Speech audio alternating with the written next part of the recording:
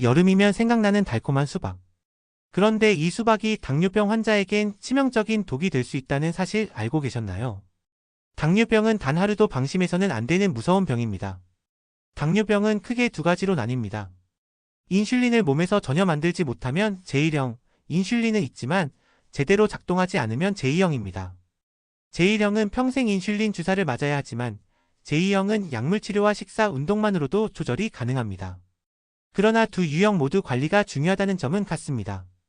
우리나라 전체 당뇨 환자 중 95%가 바로 제2형 당뇨병입니다. 유전도 큰 영향을 미칩니다. 부모 모두 당뇨병이면 자녀가 당뇨병일 확률이 30%, 한 사람만 당뇨병이어도 15%에 달합니다. 비만도 큰 원인입니다.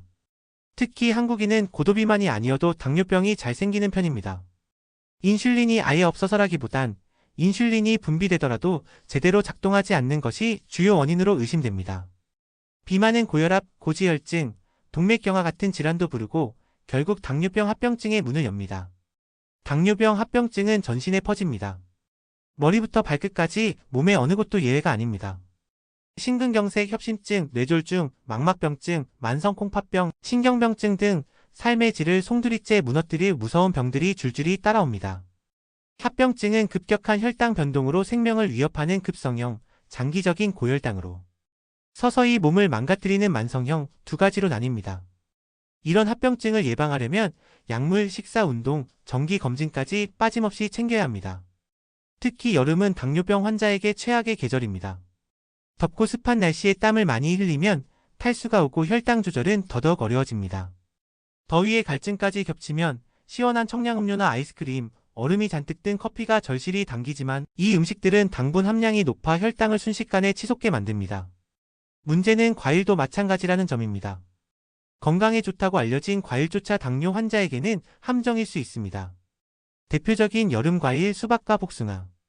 당분이 많고 흡수 속도까지 빨라 혈당을 급격히 높입니다. 과일보다는 하루 3끼 식사를 규칙적으로 챙기는 것이 훨씬 중요합니다. 혈당을 안정적으로 유지하려면 식사가 기본입니다. 당뇨 예방과 관리를 위해 가장 먼저 해야 할 일은 체중 조절입니다. 고지방, 고칼로리 음식은 줄이고 식이섬유가 풍부한 채소와 과일을 먹는 것이 좋습니다. 특히 저녁 식사는 가능한 한 일찍 가볍게 드시는 것이 좋습니다. 다음으로 중요한 것은 운동입니다. 가끔 헬스장 가는 것보다 매일 실천할 수 있는 걷기나 가벼운 달리기를 추천합니다. 하루 12km를 빠르게 걷는 것만으로도 큰 도움이 됩니다. 그리고 꼭 기억하세요. 운동은 식사 후에 해야 합니다. 그리고 가장 중요한 마지막 요소는 바로 교육입니다. 당뇨병은 스스로 배우고 관심을 가질수록 더 잘 조절할 수 있는 병입니다. 정기적인 당뇨병 교육 프로그램을 통해 병에 대한 이해가 높아질수록 혈당도 잘 잡히고 합병증도 예방됩니다. 아직까지 당뇨병은 완치가 어렵지만 스스로 생활을 잘 관리하면 무섭게 달려드는 합병증도 혈당, 스파이크도 피할 수 있습니다.